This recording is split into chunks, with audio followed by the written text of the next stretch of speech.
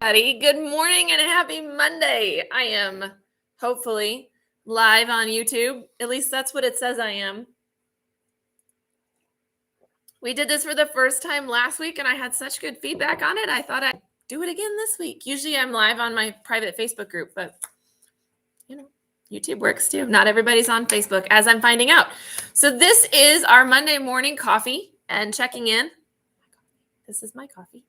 Checking in with our students and our families who take classes here in the studio just to talk through what in the world is going on in the second week of October. So we're going to talk through multimedia classes. We're going to talk through drawing classes. We're going to talk through sewing classes and fundamentals. So we'll talk about what you can expect for the week ahead. And if you're catching it live and you want to say hi, I have the comments over here and I'd love to see you live. If you have questions, it's a great place to ask some questions. If you are catching the replay, there should be timestamps in the description of the video. So that way you can just jump to whatever class your student is enrolled in. Sound good? So let's dive right in. I've got my Post-it note here. There we go. I'll put it on my computer so I can see it. And let's start with multimedia classes. So these are our grade level classes that switch their media every single month. And we are in the second week of clay. Right? Remember last month was chalk pastels and oil pastels, and this month is clay. Next month is ink. So maybe next week I'll give a preview of what we're doing for ink lessons because it's pretty darn cool. But this one is the clay month, and we've got this last week, our first graders, kindergarten, first grade, second and third graders, the younger kind of set of classes. They played with clay. They got familiar with clay. They got familiar with the texture tools and the types of textures that they can make in clay and the marks they can make in clay, because this week they're going to be building their clay pots and doing their favorite designs on the outside of them. We will eventually take those pots and turn them into candles. But right now, this week, we're just doing the building. So if anybody remembers from elementary school how you build a pinch pot, right? You roll a ball of clay, you stick your thumb in it, and then you have to squish all the sides to make them even. A pinch pot looks something like, I'm going to take it out of the bag, right? This is one of my older kiddos artists. It looks something like this. So it's just a small bowl, right? I'm going to get my hands all messy. I should have ended with this class and not started with it. So this is generally what a pinch pot looks like. You'll see the sides on this one is nice and smooth, because this is not for that class. This is for the other class. But the kindergartners and first graders will build their pots, and then they will fill it with all sorts of lovely textures and patterns that will show up even more when we actually paint them. So this week is all about building this and getting the textures in the round, because we're working in sculpture, all the way around it. They won't need to do anything in the inside because that's where the wax goes, right? My older kids are building something much more complicated. They are building piggy banks. And so last week, what they worked on, and this is why I brought this up here. They worked on making 2 pinch pots that are approximately exactly the same size so that they can fit together and they can be joined at the seam using slipping and scoring. And you end up with this hollow orb, which will turn into the body of our little piggies. Some of our kids got all the way through getting these 2 pieces together. There's an example of somebody who did. You can see they used a coil on their seam to get it nice and smooth. I think they've still got a little bit of smoothing out. That was a big project to get through last week. Big step of the project. We're going to take these orbs. Some of them will finish putting them together this week. But everybody will get it together this week. Oh my gosh. That's so wet, you guys. And they will work on getting it shaped they wanted and smoothed out. This is still wet. We kept it in plastic bags so it stayed nice and wet. And then this week, they're going to start carving. They have to carve a slit for the coins. They have to open up a spot for our pig's nose. That's these corks that go right here. So it'll fit there for their little snout. And then they'll start adding feet and ears and tails and turn these round hollow orbs into piggy banks. So that's a lot for our 4th and 5th graders to get done this week. I'm going to gently put that in the bag. I was going to be really careful with other people's artwork. So I'll get that put away. I'm going to brush off my hands. Lots of clay going on this week. 4th and 5th graders are going to be real busy with some of these. Now, if your kids come home from class and they're like, I didn't finish, don't worry. Make a reservation for them to come in on Wednesday night at either of the studios, no matter where they take classes. So they have a little bit of extra time, because our goal is that we can let them dry and that next week they can start painting. So we want to be all done with the building this week if we can. Again, if some of your guys build a little bit slower, or maybe they struggle a little bit with some of the locking of the pieces, they didn't quite get it all done, there is additional studio time available on Wednesday nights. They just sign up and we'll have your project ready and come in and just work on it. You can be here for 20 minutes. You can be here for 3 hours. It doesn't matter. But we do want you to hopefully get those built this week, so we have a whole week for them to dry and the kids can start painting them next week. Okay. If for some reason Wednesday nights don't work out, especially you 4th and 5th graders who are just finishing clay and can work pretty independently, reach out to myself here in Liberty or Miss Sarah out in Plattwoods, and we'll figure out another time. Maybe we have another class going on and they can just kind of sit in the corner and work on their project during that time. Okay, so we have lots of options. If Wednesday nights don't work for you, just reach out so we can figure it out with you. Okay, so that's multimedia classes who are in week 2 of clay. Let's talk about drawing classes. So we have 3 different drawing classes, right? We have Drawing 101 in both realistic, advanced realistic, and then comic cartooning. And then we have, Drawing 102. And then we have Drawing 101 for the youngers. So Drawing 101 this week are going to be working from observation. They're going to be working on jack-o'-lanterns. So we have a bunch of pictures of jack-o'-lanterns for them to reference. We're going to spend the first part of our class just using our eyeballs, because that's a really important part of being an artist, is noticing the world around us. So we're going to notice that pumpkins are different shapes. We might even practice drawing intentionally tall pumpkins and small pumpkins and short pumpkins, because being able to have an idea or an objective in our brain and putting it down on paper is part of being a good artist, right? So if I want to draw a tall pumpkin and my brain says draw a tall pumpkin, I need my hand to actually follow through with that, okay?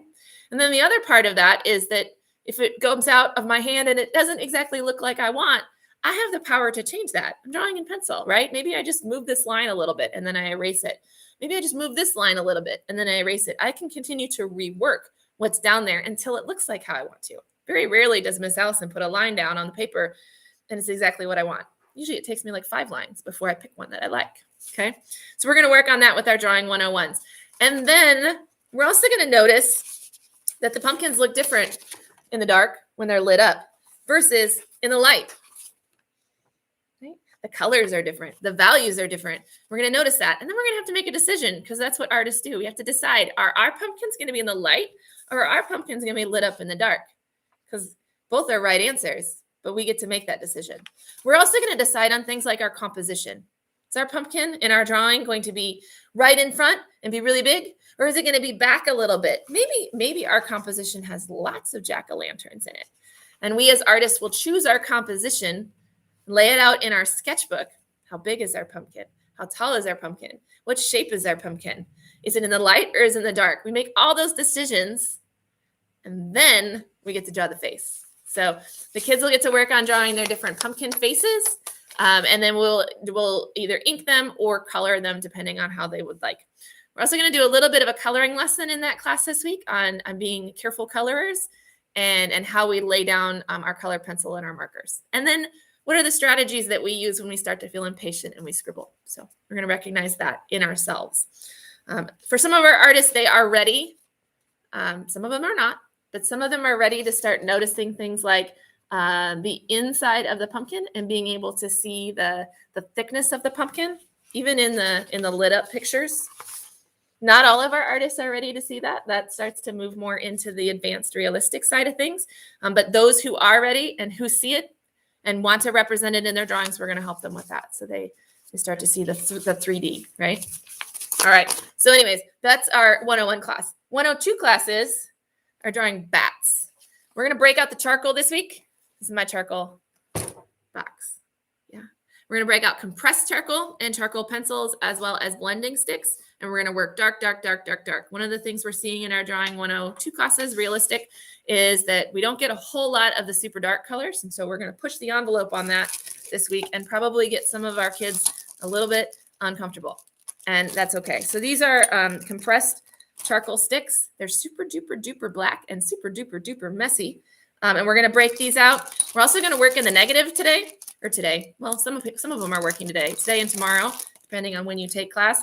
We're going to use our charcoal on our paper all the way across the paper. We're going to color the whole paper nice and dark and black. And then we're going to use one of two things, a regular eraser, or this is a brand new one. I wonder if I have another. Oh, here's one. Or this is brand new, but they don't usually look like this for very long. Or a kneaded eraser to remove the charcoal in order to make our drawing. So usually we draw by adding black and gray marks to white paper. Today, tomorrow, whenever you take class, we are going to make our drawing by removing black and gray from our paper using our eraser. So we have a really fun couple pictures of, who knew bats were so cute, you guys? That will not focus, but look how adorable they are. So we have a few different black and white bat pictures for them to reference. Notice that they have grayscale, right? So there's white, there's black, and then there's this kind of middle tone and this little bit darker middle tone, but now it's black. So we're going to work on that whole value scale with our kids and being able to not only see it in the picture, but figure out how to represent it onto our paper. But I think using the reductive method of drawing is going to be eye-opening for some of them and hopefully gets them a little bit more comfortable with the new medium as well as getting nice and dark. So that's what we got going on for 102 Advanced Realistic. 102 Comic and Cartoon. I didn't bring visual aids. They are going to be drawing eyeballs, which are a hugely important part, especially in anime drawing.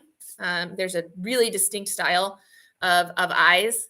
So we're gonna represent not just anime, but your manga and your comic eyeballs as well, which get a little bit more realistic. So they'll draw a whole bunch of different eyes because it's important that you learn all the different options. And when they finish the class today, they'll have a reference page in their sketchbook that then they can use for character development. So lots of different eyes, lots of different. It's pretty intense class. This is not a new one for us to teach. So it's just a lot.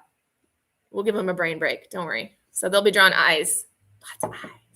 I think they might be doing some cross hatching too, like just a quick lesson in cross hatching because we use that for grayscale in the eyes. All right. What's next? Sewing classes. Look at these adorable patterns, you guys. They're making kawaii hats out of fleece and they're designing their own patterns. So you can see this is not colored and this is not meant to be art. This is meant to be a plan. And I'm so proud of them because that is something that not everybody grasps. They're like, they want to color it exactly. I don't need you to color it exactly. I just need a plan. Like I need you to be able to communicate to me what's in your brain and put it on paper. So I understand this and then I can help you make it. So they started working on their plan. You can see the scribble around the outside is just simply telling me that's the green fabric.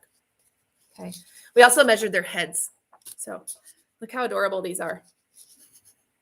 So we've got different eyes that have to be either appliqued on or painted on. We got ears that stick out. We got all sorts of different kawaii hats. And we've got some notes off to the side. These kids are amazing. I love them. Look at this. So they have their fabric. We have their head measurements, and they will start making these things into reality. I can't wait to see the real thing next to the pattern in a little bit. So super fun in week 2. The last thing I'll talk about is fundamentals. And then I've got some notes for everybody. So fundamentals, right here, we're reading The Perfect Square, which I adore this book by Michael Hall. It's about a square and things happen to it because that's life, right?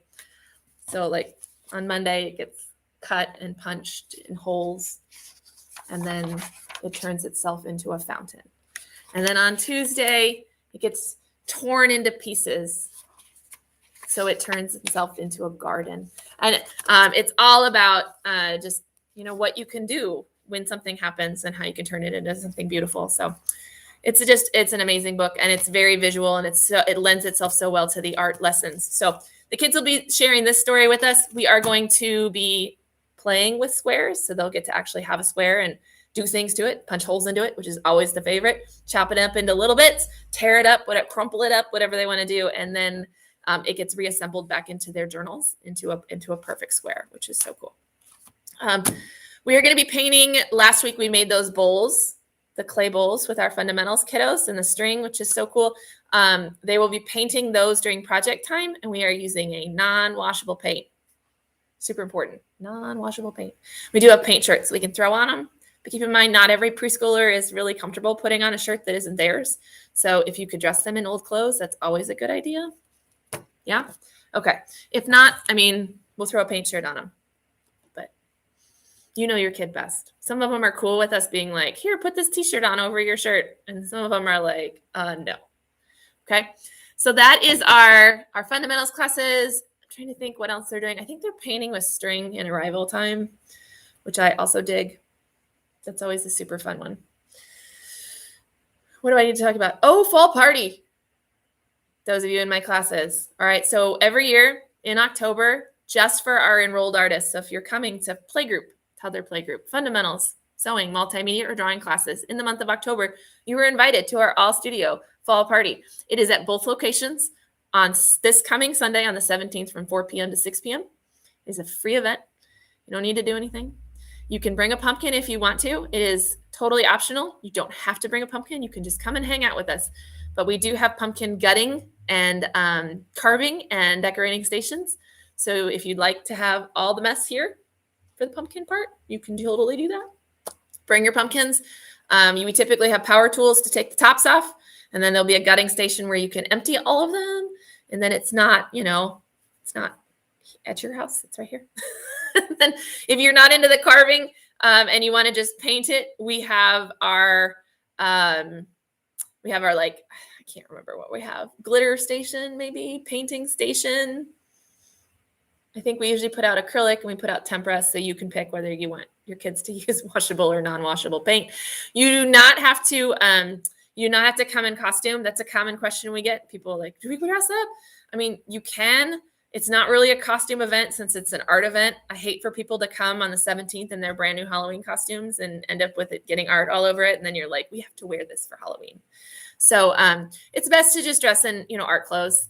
So we'll have the outside open at both locations, because it's beautiful out and it helps us expand our studio space and COVID. So we'll have the outside spaces open. So you might want to dress kind of warm if it's cool outside, because we'll have, even the inside part of the studio it'll be the same temperature as outside.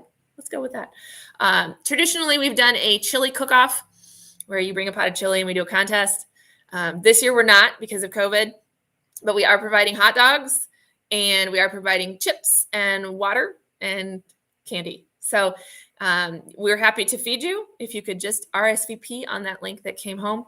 And then if you don't know it, you can send me an email. I'm not going to post it here because it's only for our registered artists, but you can email me and I will get you the RSVP link. It'll also be when I send this video out, it'll also be in that email. So you'll have that. So we hope to see you for the fall party. It is all registered artists and their families. And so mom, dad, siblings are welcome as well. Immediate family, please. Try not to invite like aunts and uncles and cousins because we're not that big of a space. So, all right. But anybody who lives in your house and is immediate family and blended families, they're all welcome. Okay. All right. That's all I have for everybody. So I hope you have a wonderful week 2 of October. Apparently Miss Allison needs to drink more coffee. Whew. For reals. All right. Well, have a great one. I'll see you guys in the studio this week. If you need anything, you know where to find me. Bye, guys.